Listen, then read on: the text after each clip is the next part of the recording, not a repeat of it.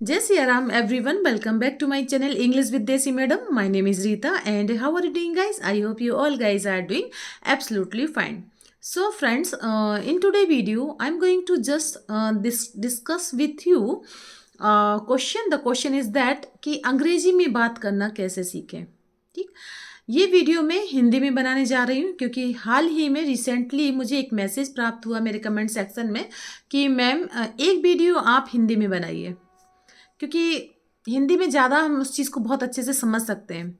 तो ये वीडियो केवल उन्हीं के लिए है। तो बिना किसी देरी के चलिए चलते हैं टॉपिक की ओर। पर टॉपिक पर जाने के पहले आपसे निवेदन है कि अगर अभी तक आपने इस चैनल को सब्सक्राइब नहीं किया हुआ है तो कृपया करके चैनल को सब्सक्राइब करिए। वीडियो पसंद आता है तो वीडियो को अपने फ्रेंड्स और फैमिली में शेयर करिएगा।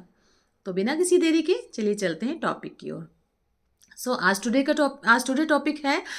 का टॉपिक है हमारा कि अंग्रेजी में बात करना कैसे सीखें। शायद ये एक ऐसा क्वेश्चन है जो गूगल पर सबसे ज़्यादा सर्च होता होगा।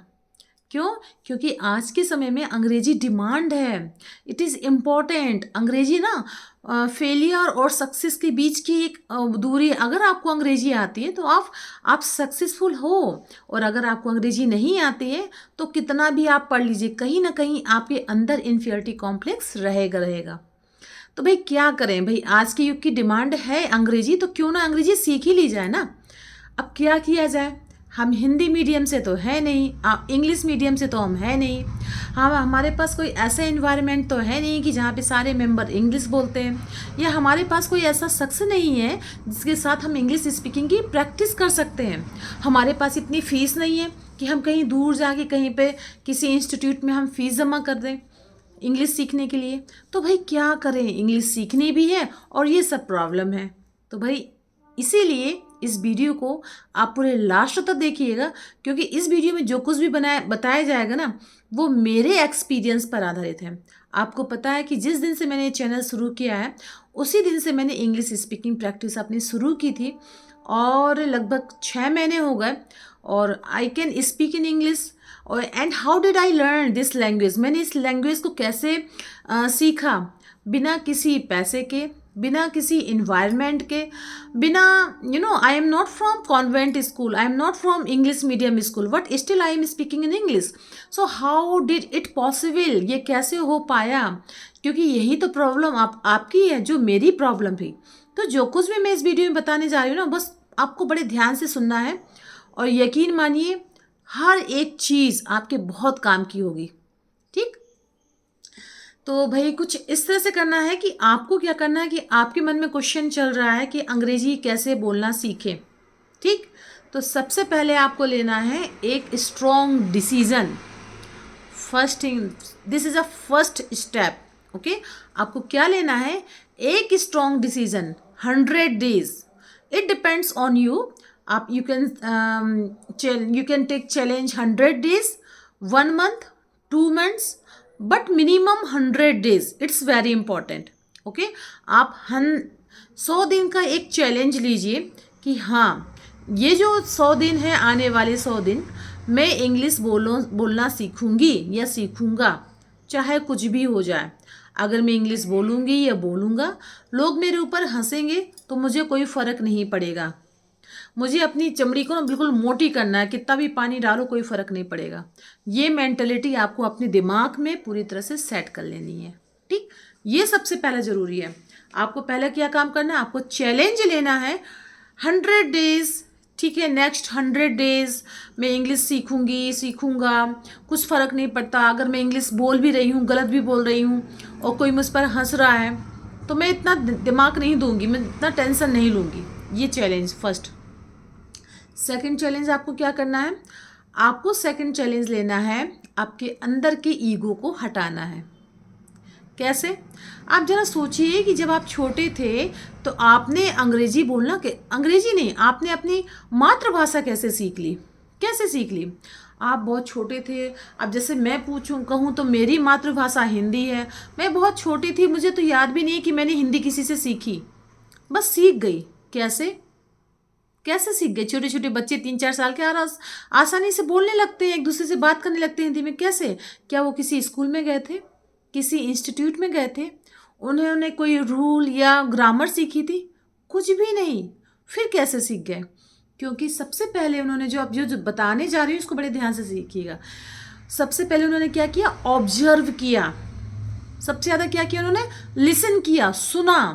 अपने माता पिता को बात करते सुना, अपने भाई बहनों को बात करते सुना, जो कुछ भी है बात करते उसने सुना। सबसे पहले ऑब्जर्व किया, ठीक, first step. Then try to speak, बोलने की कोशिश की, मम्मा पापा ऐसे करके ट्राई टू स्पीक। शुरुआत में क्या बिल्कुल करेक्ट बोल रहे थे? नहीं, गलती कर रहे थे, गलती कर रहे थे। लेकिन उन्होंने बोला, गलत कर करके बोला। क्यों? क्योंकि उस समय उनके अंदर ईगो डेवलप नहीं था।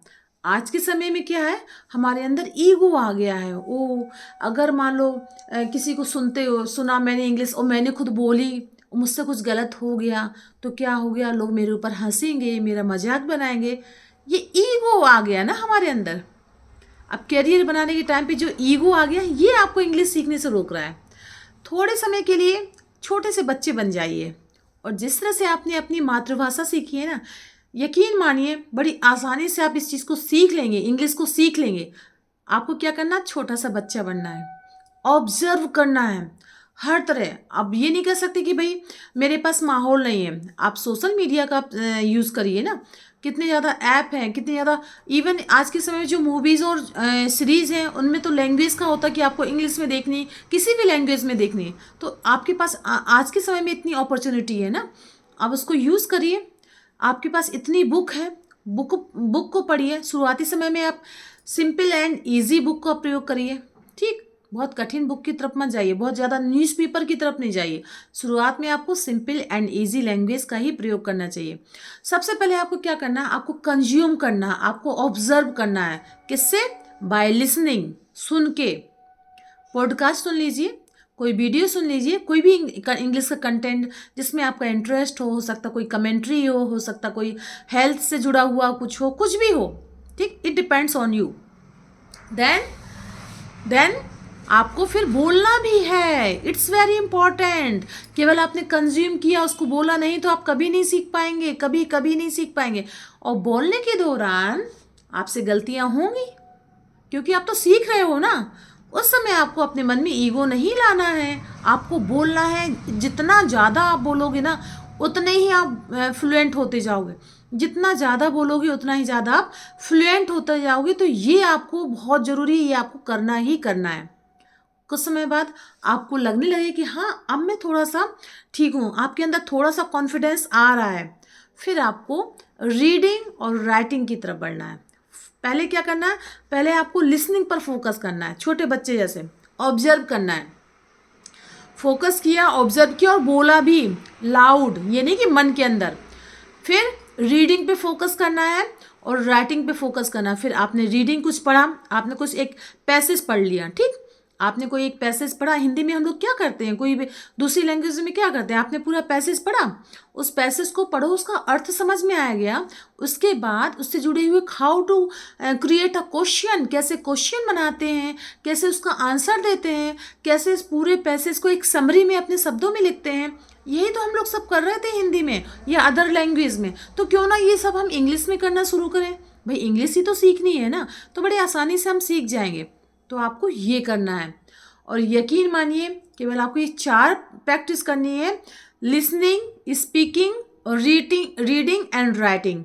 और धीरे धीरे क्या होगा, जब आप ये करते जाएंगे ना, तो कुछ समय बाद जब आप थिंक करते थे हिंदी में, फिर उसको ट्रांसलेट करते थे आपने इंग्लिश में, वो आपका ख़त्म हो जाएगा। क्यों? क्योंकि आपने एक बार सोचा, एक सेंटेंस बनाया कि राधा मार्केट जा रही है, ठीक। आपको उसकी इंग्लिश बोलनी है। तो आप क्या करोगे? आप उसमें नियम लगाओगे, रूल लगाओगे, ठीक है, तभी आप इंग्लिश बोलोगे। आप डायरेक्ट जब बार बार प्रैक्टिस करोगे ना, तो आप आसानी से बोल दो Radha is going to market, बड़े आसानी से आपके मुंह से निकल जाएगा। आपको वहाँ पे रूल्स लगाने की ज़रूरत ही नहीं महसूस होगी। तो ये सब होगा तब जब आप each and every day English की प्रैक्टिस करेंगे। बहुत ज़रूरी है, प्रैक्टिस बहुत ज़रूरी है। आपको पता है ना, कंसिस्टेंसी। देखिए मोटिवेशन आया, आपने कोई वीडियो देखा, उस वीडियो से आप इंस्पायर हो गए कि भाई मैं भी इंग्लिश बोलना सीखूं या सीखूं, ठीक। फिर क्या हुआ, आपने डिसीजन लिया, 2-4 दिन आपने बिल्कुल मन से खूब किया, लेकिन मोटिवेशन कितना काम करता है, मैक्सिमम 7 दिन। 7 दिन के बाद मोटिवेशन चला जाता है। पर आपको तो जो आपने डिसीजन लिया, एक मोटिवेशन आया, आपने डिसीजन लिया, फिर आपको अपने आप को मोटिवेट करना, ये आपकी रिस्पॉन्सिबिलिटी है, क्योंकि ये आपका डिसीजन था, किसी दूसरे का डिसीजन नहीं था। तो जब आपने डिसीजन लिया है इंग्लिश स्पीकिंग का, तो फिर आपकी रिस्पॉन्सिबिलिटी होगी ना अपने आप को मोटिवेट करने के लिए। तो अब मोटिवेट करने के लिए भाई क्या करें, तब आपको मोटिवेशनल स्टोरी का सहारा लेना पड़ेगा, मोटिवेशनल स्पीच आपका सहारा बनेगी, मोटिवेशनल कोई ऐसे क्रिएचर्स होते हैं, जैसे आप चींटी को देखिए, किसी भी जीव जंतु को भी देखिए, बिना रुके बिना किए वो अपने काम में कैसे अनवरत लगे रहते हैं। आपको ये सब चीज़ें आपको मोटिवेशन देंगी, अपने आप को मोटिवेट रखना पड़ेगा। और जब कुछ समय बाद आपको लगे कि हाँ ठीक है, फिर आपको पब्लिकली जाके थोड़े थोड़े क्वेश्चन पुटअप करने पड़ेंगे। कोई आपसे बात करे ना करे, 1-2 सेंटेंस तो आप पुटअप कर ही सकते हैं भाई, क्योंकि आज समय है, सबको इंग्लिश बोल रहे हैं, तो ये क्यों ना करें, हम ही क्यों ना शुरुआत करें, क्यों हम दूसरे का ही इंतज़ार करेंगे, कोई आए क्वेश्चन पूछिए तब हम आंसर देंगे, अरे आप ही क्वेश्चन पूछ लीजिए, क्या जाता है। तो बस इस तरह से आप अपने आप को मोटिवेट करिए, और एक बार आपको ध्यान देनी पड़ेगी, ये क्विक नहीं है कि आपको 1 महीने प्रैक्टिस की या 100 डेज प्रैक्टिस की और आपको इंग्लिश आ गई, नहीं, लॉन्ग जर्नी है। आपने स्टेप उठा लिया है, आपने चैलेंज ले लिया है इंग्लिश स्पीकिंग का, तो ये लॉन्ग जर्नी है, दूर तक जाएगी, और यकीन मानिए कुछ समय बाद आपको मज़ा आने लग जाएगा इंग्लिश स्पीकिंग, ये सब बोलने में आपको अंदर से इतना कॉन्फिडेंस फील होगा, आपका पूरा जो ना पर्सनैलिटी ही चेंज हो जाएगी। तो I hope you like my video. If you did so please give it a like to share with your friends and family, and let me know in the comment box how did you like my video, because I love to read your comments. So friends, we will see you in the next video. Till then, Jai Siya Ram.